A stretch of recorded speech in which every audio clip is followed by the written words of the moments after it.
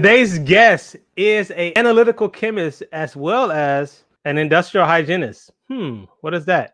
Also, we have a special giveaway tonight, right here, right now on STEM Media Live.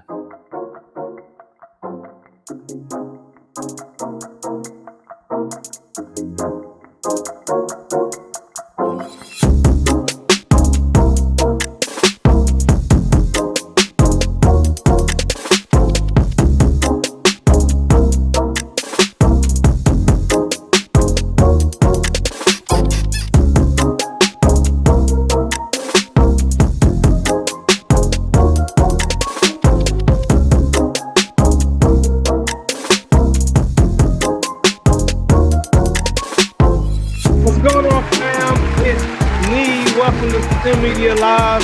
I'm excited. This is the place where we chat with some of the most inspirational and creative people in the STEM community. Why am I excited, you might ask? Because tonight is no exception. We have a phenomenal guest, someone who I've just been seeing kill it on social media lately. And guess what? This is her birthday weekend, so you know it's going to be a good time. I'm so excited to bring her on to introduce you all in just a little bit. But first, related to that, we bring on our segment. Did y'all hear that? That is right. Did you hear that? We have a giveaway tonight. The book, Building My Self-Esteem in Science, Volume 1, y'all. And this book is a phenomenal book that you can not only read as an adult, but you can also cop and get for a young person in your community, in your circle, to help them to know things that are hard doesn't mean that it's too hard to accomplish. Let me tell you how you could win tonight by paying attention to what we talk about in the details in our guest story. So I want you all to pay attention because this is in fact going down tonight live right here on STEM Media Live. If you're watching this on replay, go ahead and write a comment anyway because this is a good time to go ahead and engage with us, subscribe, like the video. That concludes our segment. All right, family, here we go. It is time to bring on our guest. You've already seen the book. You saw her picture. And I'm going to tell you about Dr. Yasmine Daniels. She holds a Ph.D. in Analytical Chemistry and currently works in science policy as an industrial hygienist with the federal government. She is also Adjunct Chemistry Professor, youth mentor, and STEAM advocate, science, technology, engineering, arts, and math. Working both as a science policy communicator and a science educator, she provides technical and fundamental scientific information to the public and private agencies and organizations, as well as students. Dr. Daniels is an advocate for education in STEAM and provides formal instruction within those areas at both the collegiate level as well as children in kindergarten and elementary schools. She is the author of our book, our giveaway today, Building My Self-Esteem in Science, which is, guess what? An Amazon bestseller. Teach young people in the book and through her programs the importance of friendship and confidence through an education in STEAM. And now, family, without further ado, why don't you get ready, put your hands together virtually, if you will, and welcome as I introduce to some and present to others the classy chemist herself, Dr. Yasmine Daniels. What's going on? There she is. There she is. It's a party. It's a party. Oh, yeah. It is absolutely a STEM party. And you know why? Because it's your birthday weekend. That's right. It's my birthday and I'm celebrating all weekend. Hey, well, listen, y'all got to give her a happy birthday in the chat. Give it to her in the comments. Now's a good time to just reach out to her and tell her that you are definitely wishing a great year of life for her. I'm honored for you to hang out with us on STEM Media Live. Thank you for being here. It's a party. I love it. I'm happy to be here. Yes. Your energy is already on par with what we try to create. But here's how we're going to kick it off, right? We're going to do this as we always do, Yasmine. And we're going to ask you to give us a random fun fact about yourself. Related to what we're going to talk about, something after they hear that the illustrious bio of yours that will cause a person to say, oh, wow, that's an interesting tidbit. Go ahead and break the ice for us. Wow. Okay. So let's see. There's so many different things I could share. Interesting fact about me is some people may know this if you follow me on social media, but some of you who do not already, I was born in Brooklyn, New York, but I was actually not Okay. raised in America. I was raised on the Caribbean island of St. Lucia. So that's an interesting fact about Oh. me. Yes, my family is from there. So I'm an island girl at heart. Lots of family who still live there. We speak two languages there, actually, both English and Creole, which is kind of like a sub-dialect of French. So you were born in BK and then like your family immediately went to the Caribbean or what? Yeah. So I was born in Brooklyn, New York. And I think when I was around 2 or 3 years old, my folks, my parents, they moved myself and my siblings because they're originally from there. So they moved us back to the Caribbean, and we were raised there. So we got all of the Caribbean education and all that. Very, very strict system, but I don't regret it. I loved it. Yeah. I loved island living. It was great. I love it. I love it. I love it. Well, hey, this weekend is an anniversary of you coming on the scene, and we already got people in the building giving you some applause. Crystal saying happy birthday to you. Also, we got another happy birthday from Kennedy Gustav. Happy birthday from your biggest fan / supporter. Shout out to you, Kendi. And I think it's interesting that you speak more than one language. So I'm sorry, Creole. Somebody in the comments said patois. Alex said that when you mentioned, I guess, sort of a sub-dialect. How would you go ahead and say that? Because I'm familiar with Haitian Creole, right? But is it similar there on? So it's very similar. Yeah, it's very similar to Haitian Creole. Actually, there are lots of phrases that someone who's from the Haitian culture would state or say that I would understand, and vice versa. So we could absolutely communicate. I'm not fluent in it. I was just about to ask you to say something like in Creole. You want to go ahead and do that? In like an entire conversation, and I'll be sitting here looking at you like, I don't know what you just said. Yeah. No, I mean, I've tried to learn a little bit. My wife is of Haitian descent. All of her family, of course, and so I'm familiar with Haitian Creole. But I didn't know St. Lucia spoke Creole as well. I didn't know that. Yeah, we do. So if you say "sac passe," I know what that means, because that's kind exactly of what that means. Also, yeah. Speaking of, we got Noble Looks in the building. Sac passe. Yes. Yes. So thank you for joining us, everybody. This is the classy chemist, Yasmine Daniels. We got another one. Do you understand this one? Alex put someone. They're putting you on a spot tonight. They're testing you. They're giving you like a pop quiz right here. Why did I even say that? I think she's saying "sacafet" because that's another way of saying it. It's like what's going on. So yes. Okay. Hey, well, shout out to all my islanders, all my Caribbean folk here on STEM Media Live. We have not only somebody from the Caribbean, but representing Brooklyn Stand Up, right? Stand up. Stand up. So when did you come back to the States? So I came back when I was about I guess a preteen. I think I was about 11 or 12. And that's when I returned. Started, going back to school again right away, immediately. Education is really important for my family. So there were no gaps in our education. When we moved, we transitioned, we went right back into the school system. Yeah. And I understand, like, you have a family that was always big on education, as you alluded to earlier. Like, was it your grandmother that was like a teacher? Is that accurate? Yep. Actually, most of my family were educators. My grandmother was a teacher. I want to say most of, if not all of my aunts were teachers. My mom taught. I have a sister who's a teacher. So we are a family of educators. Yeah, well, absolutely. One of the things when it comes to having a family educator, it's like, oh, you're going to get this work. Like, you're going to do your schoolwork. There is no question about like whether or not you can like skip and play hooky. Like, you got to get it done. But for you, like, was it ever fun? I believe you were pretty good in school, but was it ever something like, oh yeah, I can't wait to go to school. Let's learn. Were you that type of person? Were you kind of?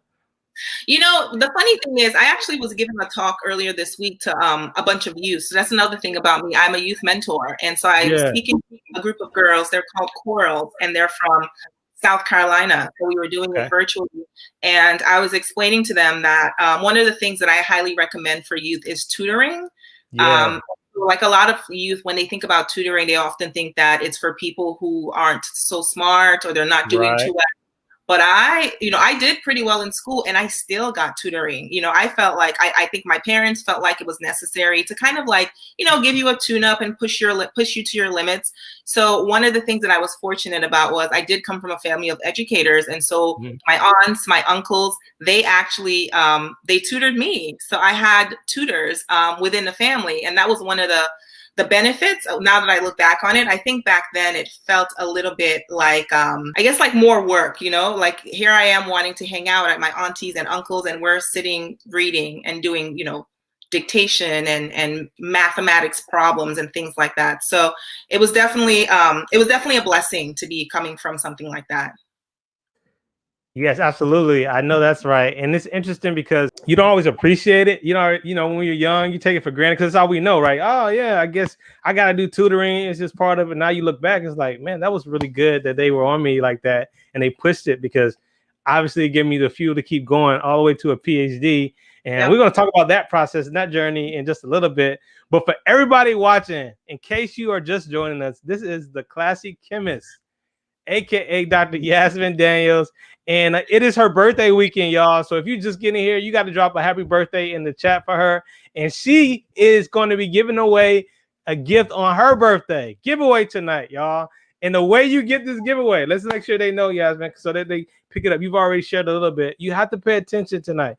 She's going to be sharing a lot of information, talking about herself. At the end, we're going to ask a question, and we're going to find out who's been paying attention, like they did in school back in the day. I'm gonna see who's paying attention, and then whoever answers it first, are we going to we're gonna give away one, right? How many? We're gonna give away one. You know what? Since it's my birthday, I'm feeling extra generous, so hey. I can give away two. I can give away two tonight. Did y'all hear that? Jay Thomas says happy birthday, Minty. Jay Thomas came through, say happy birthday. Listen, y'all, she's giving away two. So we got two people that are going to be getting her phenomenal book, Building My Self-Esteem in Science. Oh, you got your copy? I got my copy. I got my own copy, signed copy. I won't brag. We'll get to that a little bit. All right. So here it is. You are a young person. You were doing pretty good in school. You had a family of educators. You, as I understand it, originally had your sights set on a specific STEM career because it was all you knew, medicine, right? Like, you talk about people assuming things. Talk a little bit about how you were naturally set on that, and then what caused you to sort of like hang up the whole medicine goal. That's an interesting story. So, when you're good in science and math and things like that, you start to think about where it is that you can go. And I think what I was always seeing around me was, you do well in science, you become a doctor. You do well in, maybe politics or, some kind of poli-sci, you probably go into law. So it was really, they were really like very distinct categories of professions that I was exposed to and that I was familiar with. So when I was in, I think about the 12th grade, or maybe I think I might have been a freshman in college. I got the opportunity to do an internship. So I got an opportunity to shadow a physician. So that was at the point in which I had just gotten really into doing research. So I was doing like a summer program. It was a summer external internship program at a hospital. And at that hospital, they allowed me to do a dual program where I did research in the morning, and in the afternoon, I got to shadow a physician. Because I was interested in STEM and in science, but I didn't quite know which side, which end I wanted to go with. So in the afternoon, I was shadowing a physician, and I was really, I love kids, and I think it shows in just about everything that I do. So I wanted to be a pediatrician. So I was paired with a pediatrician, and I would, sit in a room while she was seeing patients. They obviously didn't expose me to anything that was crazy, but I had my notebook, I took notes, I just kind of observed what was going on. And it was during that process, I believe it might have been just one afternoon, that I realized after she had seen her patient, I just wanted to wash my hands and I wanted to get out of there as quickly as possible because I'm squeamish, and I didn't realize this about myself until I was actually thrown into that situation. I was sitting in a room, and the way that she had to describe, so she was speaking to, after she'd seen the patient, she was speaking to, I believe, to her attending, and she was explaining what the symptoms were, whatever the issue was that the young person was having. Mhm. And it occurred to me at that point that I'm going to have to do that. Like, I'm going to actually Every have day? my hat Yeah. goes off to them, and we love you, especially during COVID, you know, them putting themselves on the line for us. We are so fortunate to have these professionals, but I knew personally that I could not handle it. And so I think my mind was made up after that summer that I knew I was going to stick with the research side of science and STEM. And actually at that point, I didn't necessarily know that I wanted to do chemistry specifically. There's another story that goes with that. Were you in college? But like, was this college? You said 12th grade, right? Or like, was Yeah, it it was that college. transition between? It was college. I assumed it was 12th grade because I actually did a science project at that same hospital while I was in high school. And so that's how I initially made that connection. So in college, I kind of reached back to my network to see if I could do an internship in the summer. And they did have that program available for college students. So it was my freshman year in college. And so I went on to, you know, the next year starting, you know, doing my coursework and all that stuff. And I entered a program. You may be familiar with it because I think a lot of anyone in STEM usually knows about the MARC program. It's like a minority. Yeah. It's a minority program, research program, right? Or so. Yep. There you go. So, you know, joined the MARC MBRS program, and I was immediately put into a lab because it's like basically exposing minority students to research, right? And so they give you a stipend and that kind of thing. So during that process, I started doing research in a psychology lab. It just kind of just popped up. And again, what school were you at, by the way? What school were you at? I went to Hunter College in New York City. Oh, okay. Got you. So they had that program at Hunter College, put you in a psychology lab, which, you know, shout out to everybody, psychology majors, people who are interested in psychology. What is that even? Is that considered as much of a hard science, quote unquote, as like chemistry? I think so. Okay. It was just that I think the way that I got into that lab was one of the program administrators. She was looking for students to work in her lab, and all of the students who had been accepted into the program had to make a determination for the lab that they would be working in because the semester was beginning. Right. And so I didn't have a place to go yet. So can I do my, you know, research in your lab? And she was more than willing to accept me. And so that was like, you know, we were all young. We weren't really, we hadn't all declared our majors. We didn't know that we were going to be like, you know, chemists or whatever, biologists. So I did it. And I really loved it. It was great research. I got to work with white rats. I got to work on a project that looked at the effects of BPA. So everyone sees those bottles that say BPA free. That stands for bisphenol A. So it's similar to like a hormone, and so it can either mimic a hormone or block it. And it was shown to cause really detrimental effects in rats. Both like, you know, there were like gender differences. So in the males, it would do one thing, and the females another thing, and that's kind of like the gist of it. Again, I did that so long ago, so I can't remember all of the details. But it was a really good project, and it was before, honestly, the whole BPA free thing became a big thing. So it was really like fundamental research. I think that probably contributed, in my opinion. Right. And at that time, you weren't a chemistry major. You were. What was your technical major at that time? I was a freshman or just going into my sophomore year. So I don't think we had declared our majors yet. So I was kind of still getting my feet wet and, you know, seeing what it is that I liked. Getting a little taste of everything really is what I was doing. So, so after that, I kind of thought that I was going to be a psych major. You know, I thought that I was, you know, doing the work and I should start taking classes, blah, blah, blah. So I kind of did both. I did all of the prerequisites, which just so happened to be prerequisites for chemistry as well. And I took all those classes. And so fast forward to answer your question, because I haven't even answered it yet about how I got to where I am. I ended up at the end of undergrad applying to neuroscience programs, graduate programs, right? So in psychology, I applied to my top school that I thought was my top school, Columbia University. Again, big university in New York City, Ivy League, all my colleagues in, you know, home area where you were, where you were from. Right. So everyone was going off to a big name school and doing like great things, phenomenal things. And they came back with their acceptance letters.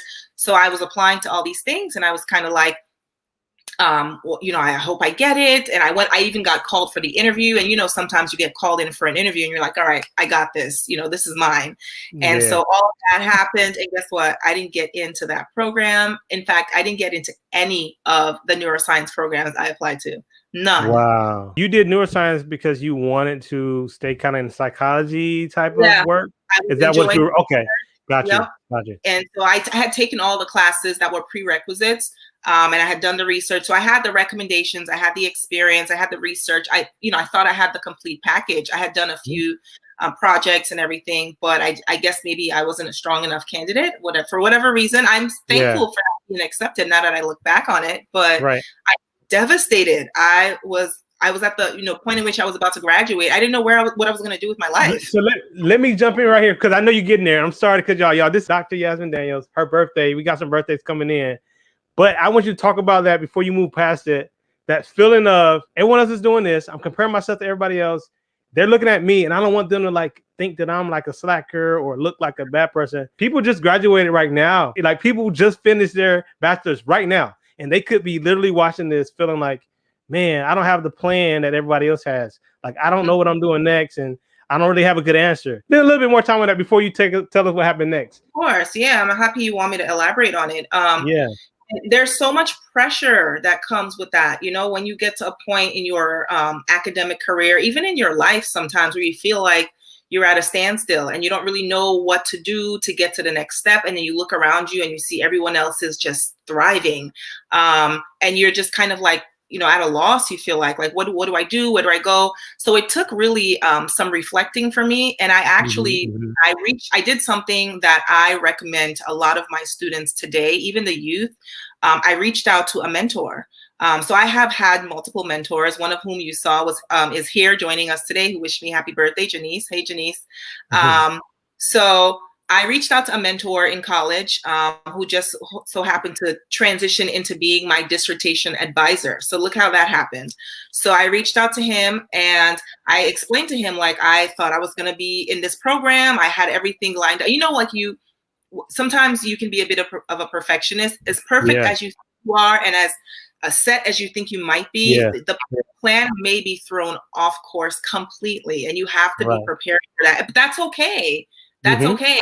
That kind of just molds you into where you're actually supposed to be and who you're supposed to be. And that's what I felt like it did for me. I didn't know at the time. Obviously, I was devastated, like I said. And you may feel like that graduating now from college. You may not have a clue.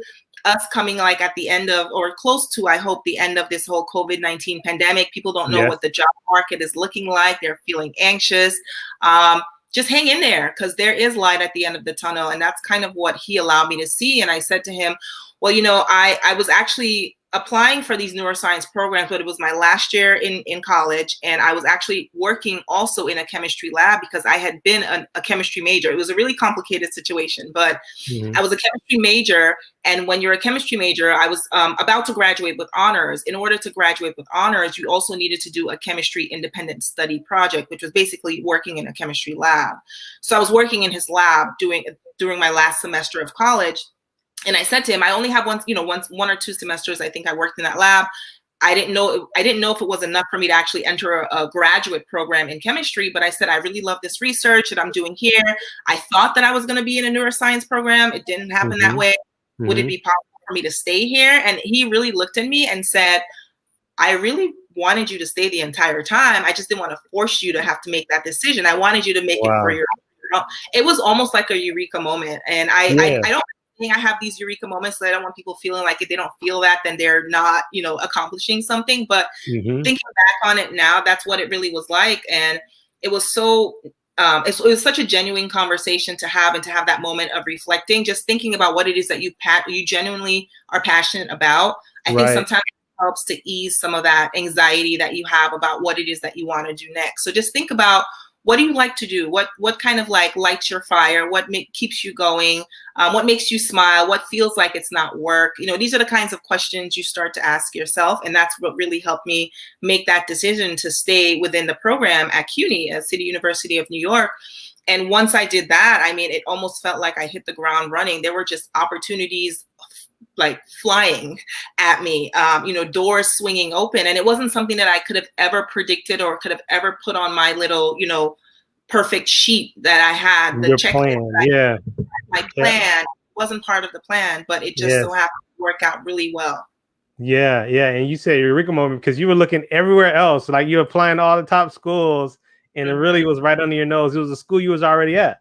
Exactly. Yeah, yeah, yeah. So people, if you all are connecting with the classic chemist here, just about how, we have our plans. We think things are supposed to be so perfect, our checklist. And it's nice to have a plan. Like you definitely want to be like proactive, but you don't want to like be so married to it that you again can miss something that's right in front of your face. If y'all feel this, put it in the chat. Let her know. Say, I feel you. This is great.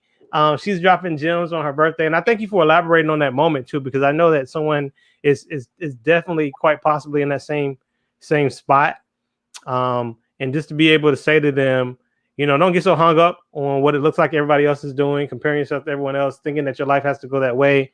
Really look at what works for you, and for you, staying at that school, and did you go straight into the PhD program? Because I know some people can do masters then PhD, but what was it? A PhD program from the jump?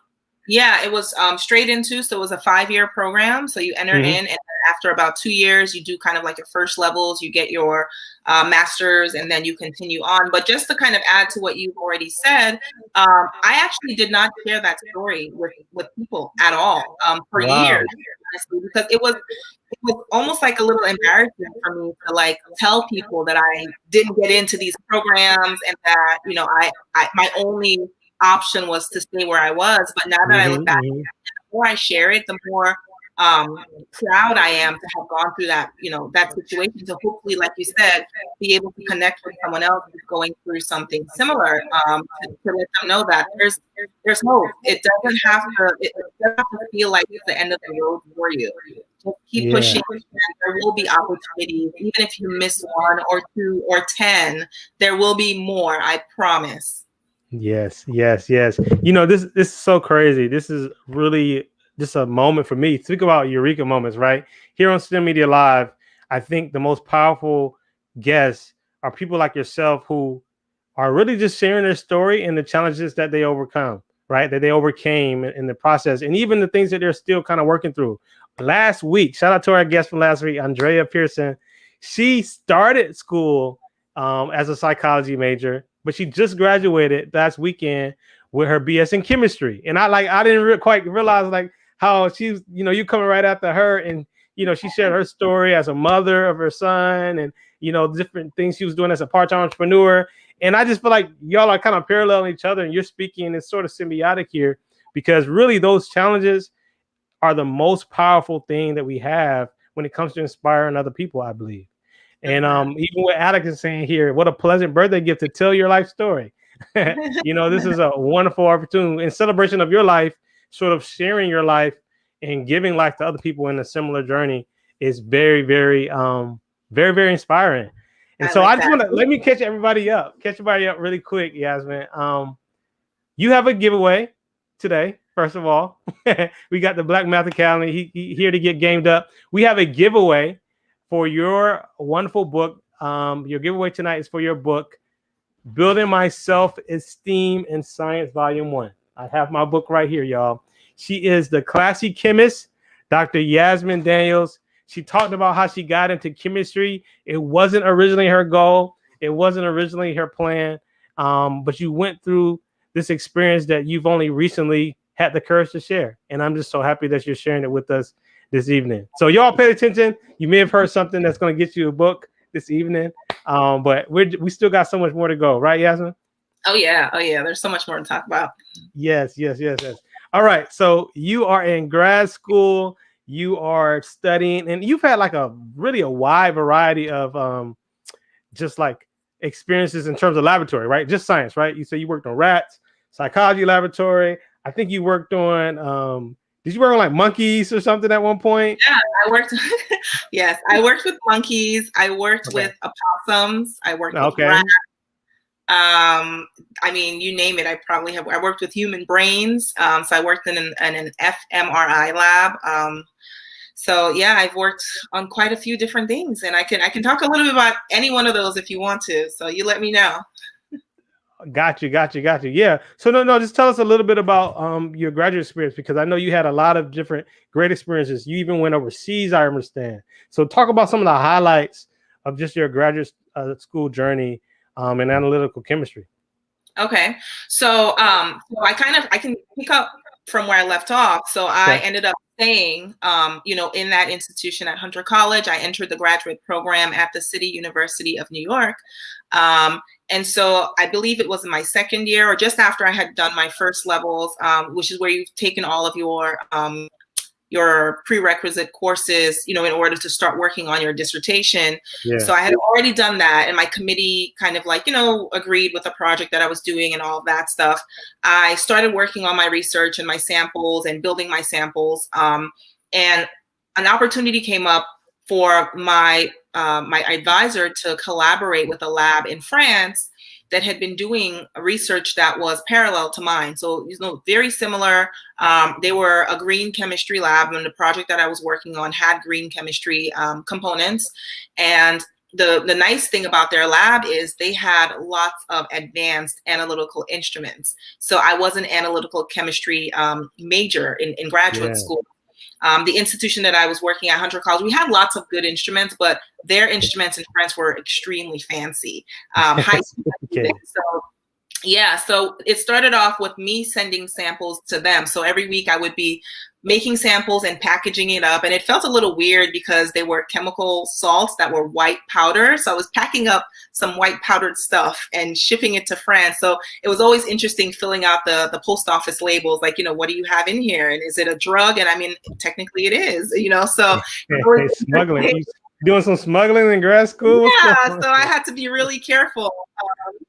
And I was shipping them off in little vials. I mean, it was all kind of crazy. But so the opportunity came up for me to go over there and actually do the analyses myself. So my mentor at the time, he spoke with the mentor there, and they kind of had an arrangement, and it worked out. The funds were available, and it was really a once in a lifetime opportunity. So talk about being in the right place at the right time. Had I not taken that sort of a chance and stayed within the program, I had no idea that this opportunity would have even presented itself. Right. So I went into the program almost blindly, just knowing that this is what I wanted to do. And I knew that, eventually I would get to a place where I would be really happy doing it. But this opportunity just kind of popped up. And so my professor said to me, would you be willing to go to France? And I looked at him like, are you kidding? Yes, I want it. When do I go? Let me get my passport. So I think I remember even going home and telling my mom. And of course, remember I said to you, we speak Creole, which is kind of like very similar to French. It's not exactly French. So she was asking me, do you remember any of your French? Because when I went to school in the Caribbean, one of the things that they did make us take was French. So we did do French classes, and I know some basic French, but it's extremely remedial. It's not anything but it probably would get me to the bathroom when I'm in France and back, or something like that. Get you something to eat, maybe. Maybe. With some stuff on it that you probably don't like, but you'll get something. Yeah. So I know some French. I'm joking around. I do know a little bit of French, but I remember going to my phone and just downloading apps, trying to figure out if I could just learn a few things, like, how much does this cost, and where is when is the next train? You take those little intro courses. But I was really excited, to say the least. I packed up all my stuff and I went there for 2 months. So I stayed in the south of France, and I did have to learn some French because the labs that I was working in, the technicians who were sort of manning these instruments, they spoke French predominantly.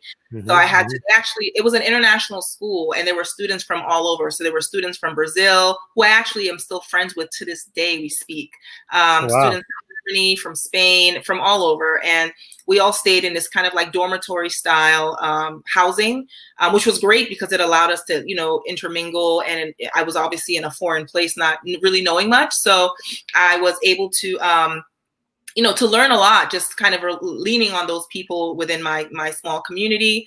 And it was a great experience. My mom, by the way, I think she's watching tonight. So, hey, Mom, if you're watching. Hey, Mom. Shout out, Mom.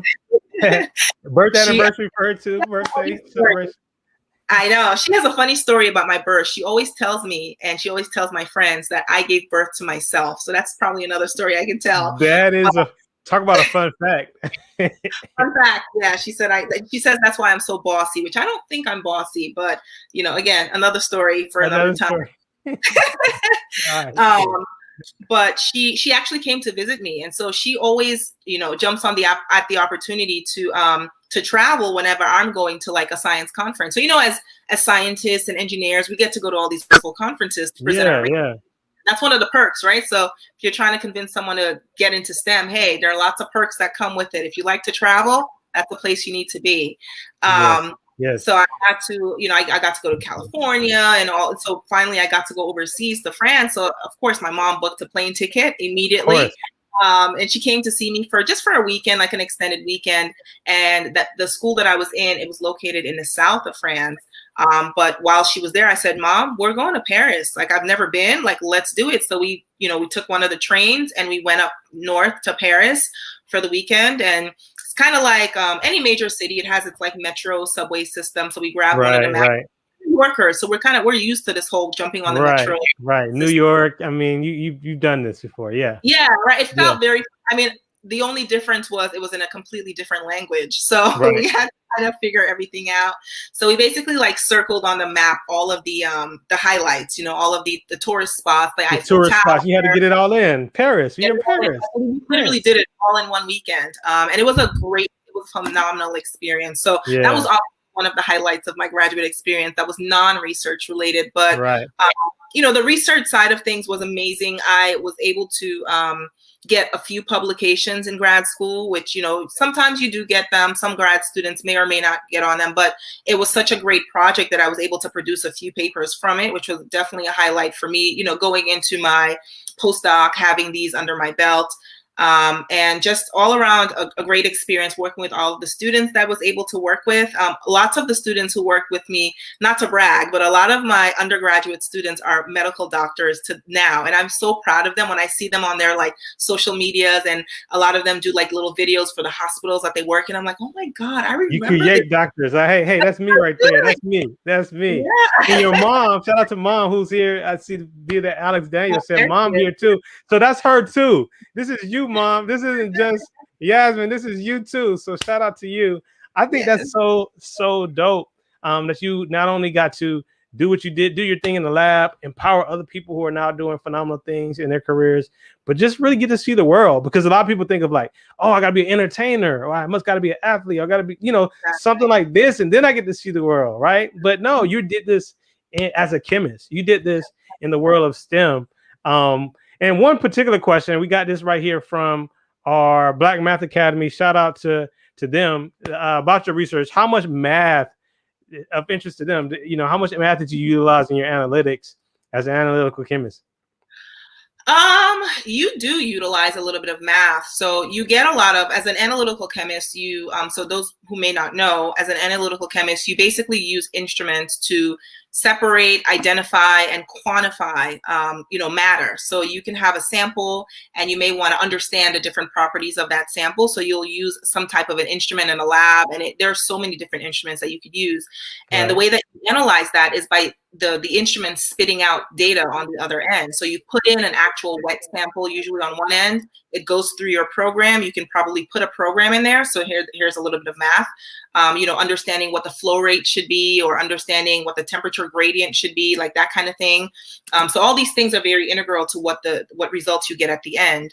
And at the end, you can get some kind of either a chromatogram or some kind of a graph or some kind of data points that you may need to create a graph for, or you may need to do some kind of statistical analysis for. And as a chemist, you don't have to necessarily be a statistician, because sometimes you can work with these teams of people who are, proficient in those areas. So that's what I did.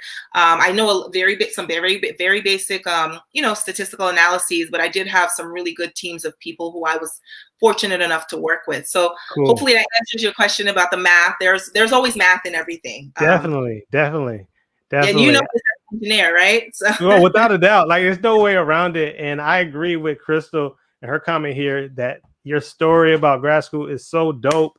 I think your brand is dope, Classy Chemist is dope. You know, so much that she's sharing. And if y'all don't know, she also wrote a dope book that we're going to be giving away, not one, but two tonight. So I hope y'all been paying attention, because we're going to ask some questions at the end of this live. We're going to give you opportunity to win a book that comes directly to you, Building Your Self-Esteem in Science. That's very important. Yasmine, obviously, self-esteem. It's play on self-esteem, you know, STEAM being science, technology, engineering, arts, and math.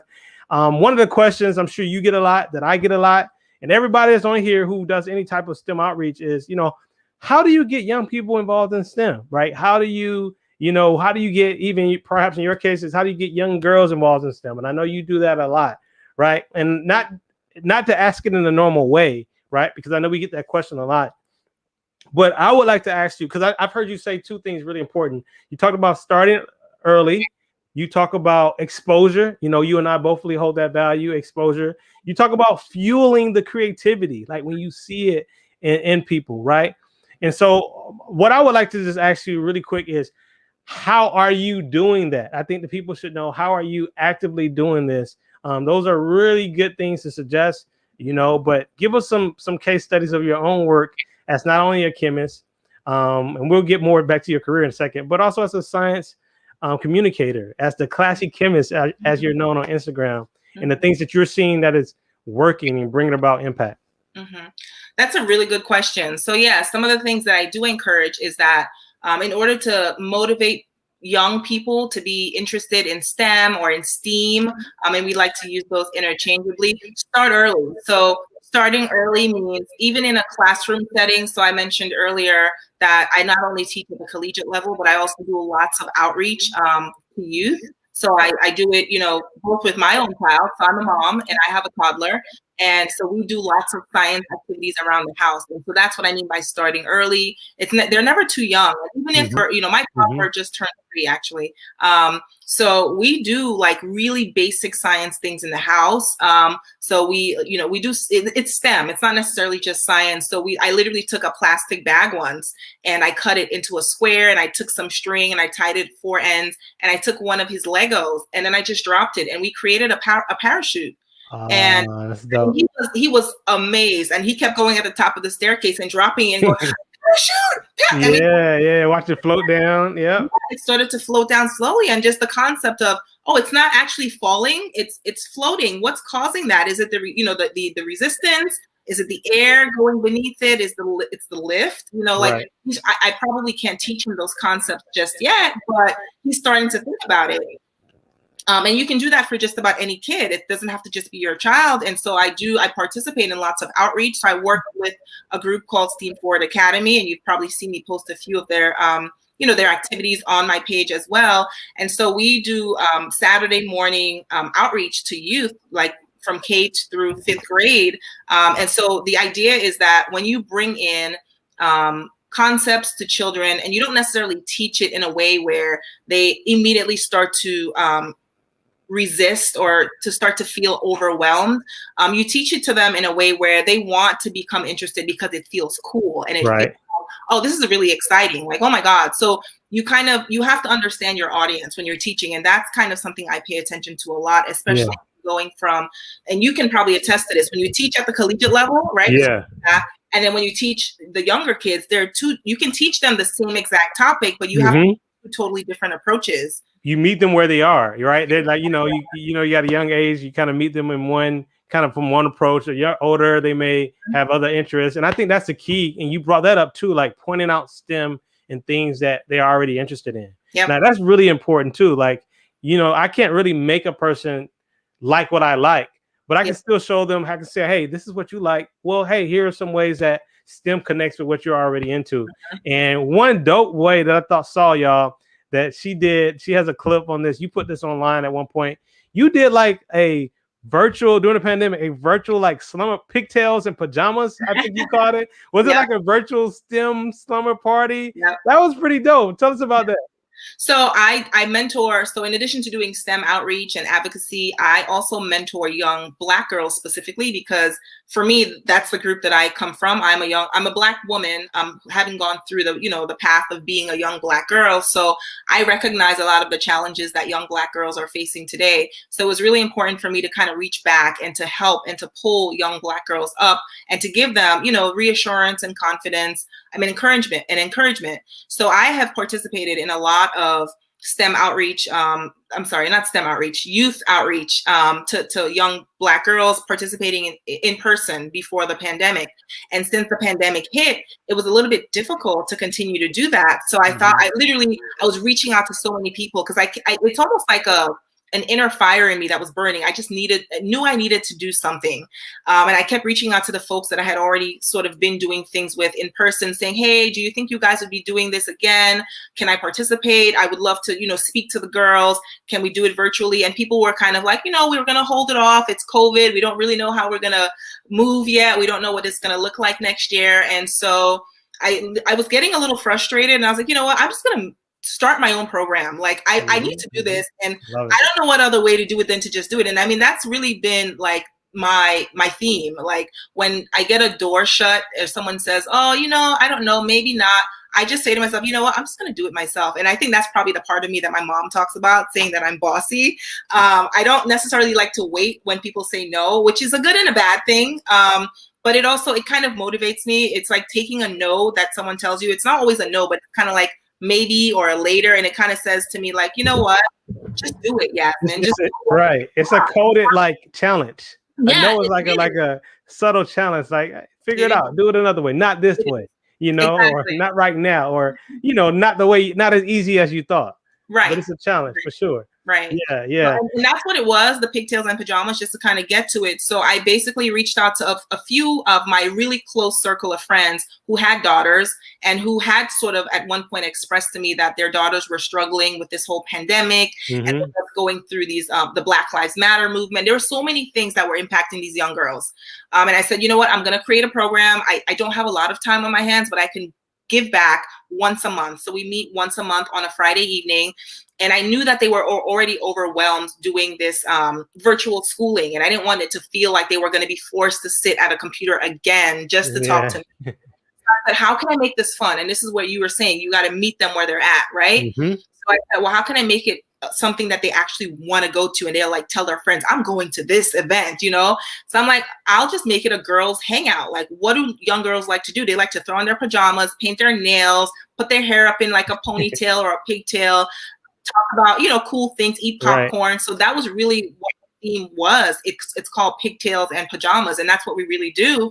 And, now that I have their attention, when I have them, I always sprinkle a little science in there. And that's really always what I try to do. Like even on my social media, I'll entertain, I'll post a video of me doing a TikTok, but my next post will sprinkle some science. And as long as I have your attention, you're going to learn some science from me. I love it. Sprinkle some science. I like that. I might have to take that a little bit. Sprinkle a little STEM. Let me sprinkle a little bit of science in this real quick. I love it. I agree with everybody saying that. Shout out to, you have some supporters on here too. Auntie's in the building. She says she loves and she is proud of you. Y'all, we're going to get to the giveaway in just a little bit. In a little bit, we definitely have a giveaway coming soon tonight. So I hope y'all been paying attention. Giveaway tonight. But really quick, before we wrap this up, we got to go to our segment. And this is really perhaps the most recent of your story. And that is this segment that we like to call School Me. School Me. School Me. All right, school me on this, Dr. Daniels. What in the world is an industrial hygienist? Now, I'm going to be honest with you. I was like, analytical chemistry, I can figure that out. That makes sense. All right, cool. When I hear hygienist, I think dental. I think like, all right, industrial. Were you going up in workplaces trying to figure out like, who showered or whatever? Like, what in the world is an industrial hygienist? You gave me these pictures, this collage here. Give me a nice, concise, give us all a nice, concise explanation of what this is. Okay, so let me break down the picture. The picture on the left, so that's basically where I was working as an analytical chemist. So working in a lab, as I mentioned before, you have your wet chemical. So you can see like there's an Erlenmeyer flask. It's being heated up. You can probably generate some kind of sample. And then I'm standing next to a computer screen and you see a little peak, and that's sort of a chromatogram. So I'm standing next to a GC, a gas chromatography instrument. So that's kind of like analytical chemistry in a nutshell. That's a snippet of it. Okay. And if you look a little bit more towards the right, you see me, actually, let's look all the way to the right. You see me suited up, right? In suited and booted. IVEC suit on and everything. So I'm in all of my PPE. And so that's kind of what I would probably look like if I were going into an establishment, like you said, an industrial establishment to do my job as an industrial hygienist. So industrial hygienists, they're not people who go into your job to check to see if you got a shower. Yeah, I mean, hygiene, I'm trying to put it together. That's a good guess. They go in to basically assess the hygiene of the facility. So basically they'll anticipate, they'll recognize, they'll evaluate, and then they'll control any health hazards that might exist in the facility. So if you're working at a factory, for example, and you might be working with some chemicals, I don't know, you're making nail polish, but you're working with really, really big drums of volatile compounds, so things that have really strong smells coming off of them. I'd be inhaling that for 8 hours out of the day, and an industrial hygienist would come in, take a sample. So you see in the very middle, there are these sampling tools that you can use in the field. Right so, here. Yep. So as opposed to the analytical chemist, which is where I'm in the lab on the left, working with these huge instruments, here are some portable samples that I would take out into the field with me as an industrial hygienist, and I can actually take real-time samples in the field and get some kind of like, qualitative assessment of what the sample looks like in the field. But the reason that I have on PPE is because you never know what you're going into sometimes in those establishments. So you always have to protect yourself. And so that's one of the things that we do as industrial hygienists. We have our safety glasses on. If there's a need to cover up our, our entire bodies with tie or some kind of PPE, we do that as well. Yes. I love it. Thanks for that explanation. And Ms. Full Redemption said, love the creativity. I think she's referring to the Pigtails and Pajamas program that you have. But as I understand it, you got into this field of industrial hygiene from chemistry because you were a person that loved the science. You love talking about science, but you also love sort of like the human aspect of it, right? Like you love to kind of interact with people, not only with the samples in the test tubes. I think, you were married to the test tubes in grad school, as I heard you put one time. But you also like the people, right? You didn't want to just be in the lab. Is that pretty much how you found this position? Like, how did you even find out about this? Yeah, that's exactly right. I feel like you can write my biography or something. You know everything. I got you. Like, what you mean? Volume 2? What we got? What we gonna do? Volume 2? Like, what's up? Yeah, but that's exactly right. So I was working in a lab doing lots of data analyses, it really married to the bench, like you said. And it was great because I was doing really good research, but I kind of wanted to feel like the applicability of the work, what was the impact? I wanted to connect with people. I wanted to feel like I was making a difference on a sort of a bigger scale. And so I started to do a job search to, kind of transition out of where I was. And there may be people looking at it now feeling like they're stuck and they want to move. They don't know how exactly to do it.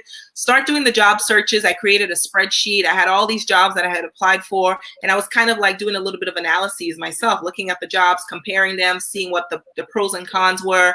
I looked at geography. I looked at pay. I looked at the work, the responsibilities. All of those things were factors for me to consider.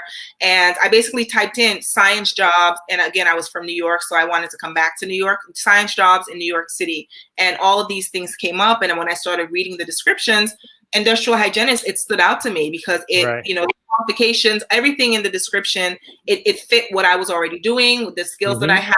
And it really fit what I was looking to transition into because it talked about doing these inspections, educating, people in the workplace about the science of safe, health hazards. And I'm like, I want to communicate with people and let them know.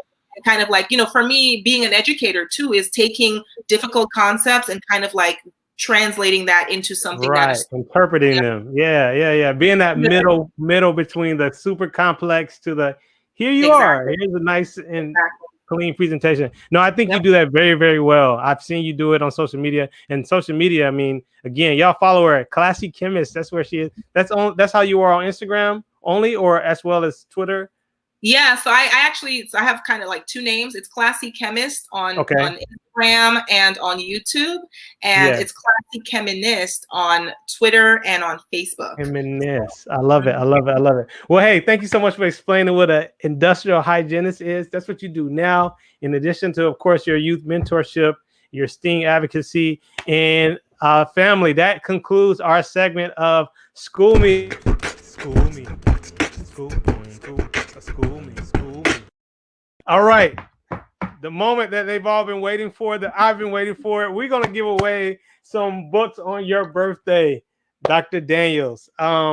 Building my self-esteem in science. Before we ask the questions, I gave sort of a little bit of an explanation at the top of the program. But for those who weren't there with us then, go ahead and tell them really quick, just maybe 1 or 2 lines about what the book is about, what they're going to get if they win, or if they want to support, and then we'll pick our winners. Okay, so the book is about high school friends who support one friend in particular who's struggling with science. So if you look at the book, you can probably identify those watching with each of the characters. And so this one student is struggling with science and is thinking about giving up. And so the friends come together to really motivate and support that one friend, which kind of speaks to, the idea of it really takes a community. You have a community around you, and you don't have to do things by yourself. There you go. Here are some of the photos. Beautiful artwork, by the way. Yeah. Yes. Shout out to my team, my publisher, and my art team. They're amazing. But it's a really good book about friendship, and if it kind of like teaches a lesson about not giving up and pursuing things and pushing yourself, and kind of not feeling too hopeless, and to feel like you have to give up too soon without actually seeking help that you need, because there's usually help. You just have to kind of push yourself to find it. Yes. They're friends. I love the melanin. I love the girls and women shown in here, because this Friends is my copy. Well, more specifically, it's my daughter's copy, Nia and Naraya. And so I just want to say thank you, Dr. Daniels, who sent us over an autographed copy. We've already begun to read this book as a bedtime story, and so they're already engaged. I love it. Obviously, there's more to come with this being volume 1 in science, and I'm assuming the implication is that you're going to do technology, and then you're going to do engineering. We need to do engineering. Hit me up. I got you. You know what I mean? I was already thinking about it, so I'm so happy you said it on air in front of everyone. So you guys all heard it, right? Yeah. Well, we can make it happen, but first we got to give away 2 copies tonight. So here's the question: if y'all are ready for the giveaway, let me see you ready. Ms. Full Redemption says, very colorful book. She loves it. She loves it. She loves it. Definitely. I'm gonna go ahead and put your Instagram. You said your handles were. Go ahead, if you don't mind, put it in the chat. I think you can go ahead and put that in the chat for them. Oh, yeah. I will, absolutely. But I'm gonna get my first question ready. All right. Here's how you're gonna win a copy tonight. If you are the first person to answer a question about Dr. Yasmine Daniels that she covered tonight, you will get a copy. You will be the winner. So the first question for tonight is, what island did Dr. Yasmine Daniels grow up on? Now, if family's here, we can't let family, they would know, right? We can't. Can we let family can't answer right now, I'm assuming. They would be too quick. That would be too easy for them. Yes. All right, let's see. What is the island that she grew up in? The first person to answer will be our winner for tonight. I think Miss Full Redemption got it. St. Lucia, is that it? Yeah, here we go.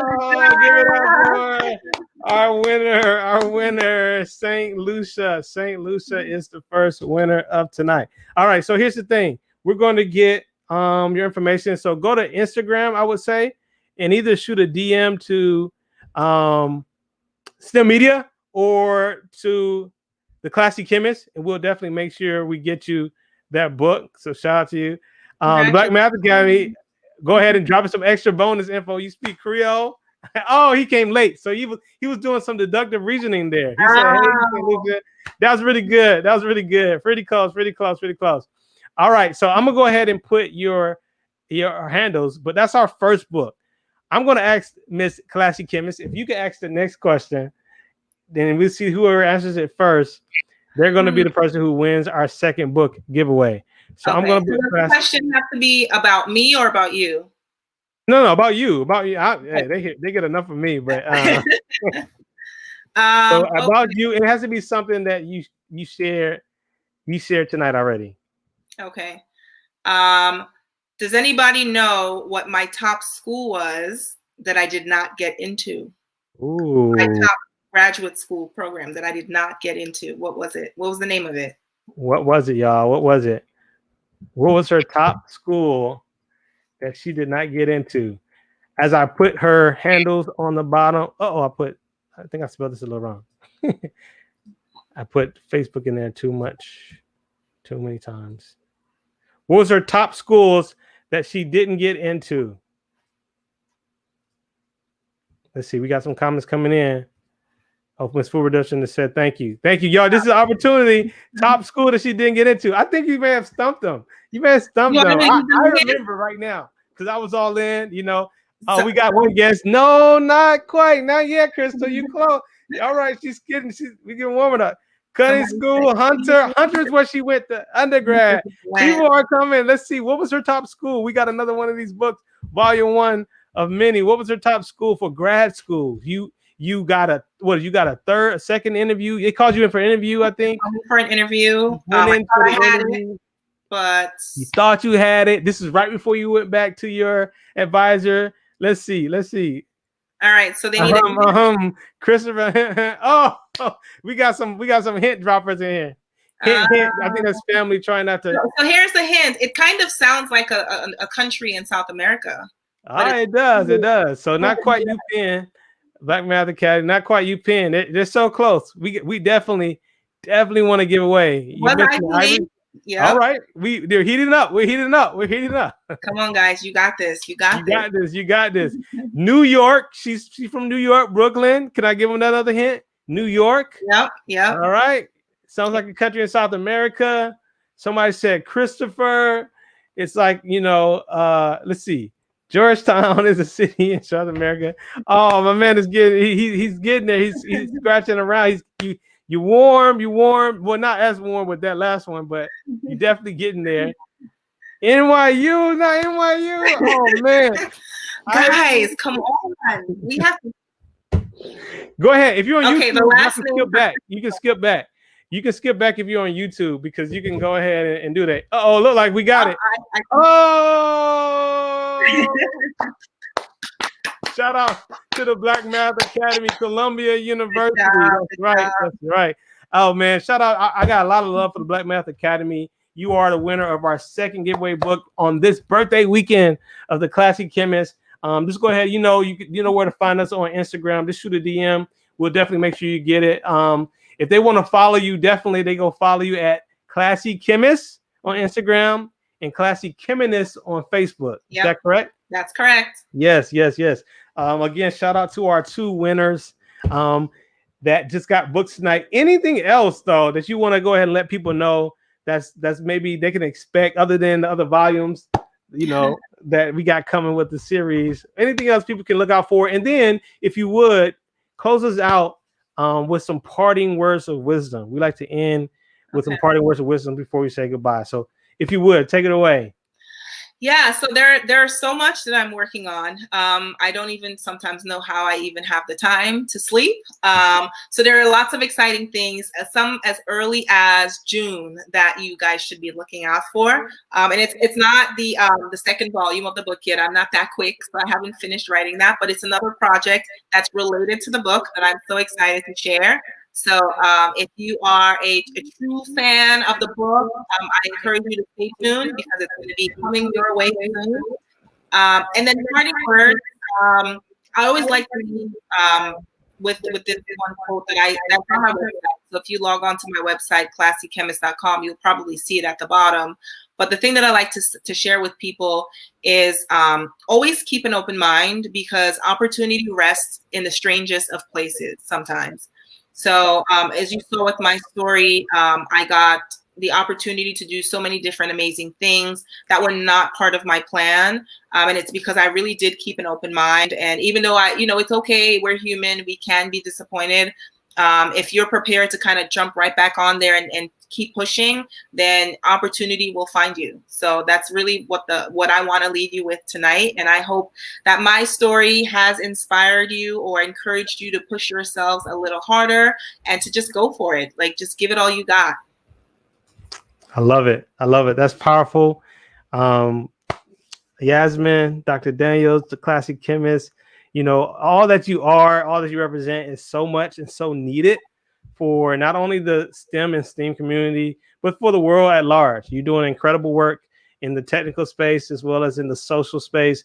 And I can just tell you that I am inspired. I feel like there's a mutual, just stoking of fires whenever I get to meet someone like yourself, hearing what you've been through, reminded of things that I've been able to overcome. And so I just want to thank you from the bottom of my heart for coming on the STEM Media Live, giving us a piece of your birthday weekend. Not only that, giving gifts, your birthday, you're giving gifts. So thank you so much. I definitely want to affirm everything you do, everything you represent. Thank you for saying yes. And if there's anything STEM Media can do to support in the future, don't hesitate to reach out. So thank you very much. Yes, thank you for having me. I had a great time here. I'm so happy to have celebrated my birthday with you and with all of the people, viewing. It's really a STEM party. And one of my friends said to me that a book is a gift that keeps on giving. You can open it over and over and over again. So really, It's just my gift to everyone to be able to have that, opportunity to share it with someone. I encourage you guys to. Thank you. I see someone says you're awesome. Thank you so much. I appreciate all of the support. Genuinely, I really do. And I'm excited to continue to share my story with everyone. So I look forward to us working together again, So just, you name it, I'm there. Yes, absolutely. This is just the beginning. We definitely will work together again. And so just thank you so much. Thank you so much once again. Family, I want to thank y'all for hanging out with us. Thanks for everybody that hung out the whole time, for who participated in our giveaway. Shout out and congratulations to the people who won. We will get you those prizes. And I want you all to know that we continue to want to bring you some of the most creative and inspirational people in the STEM community. And in case you have forgotten or don't know, that STEM Media Live is brought to you by the STEM Media Network. Visit STEMmedia.com to check out our beta lineup and more to come. Video series, webinars, interviews, podcasts, and more to empower your STEM journey. Maybe at some point we'll get a course on industrial hygiene, right? Dr. Daniels can come through and dig a little deeper on that for us. So go check that out today and go ahead and sign up for your free 30-day trial. But until next time, I hope you all continue to give your best to all that you have. Keep climbing, and I will see you all in the winner's circle. Take care. Peace.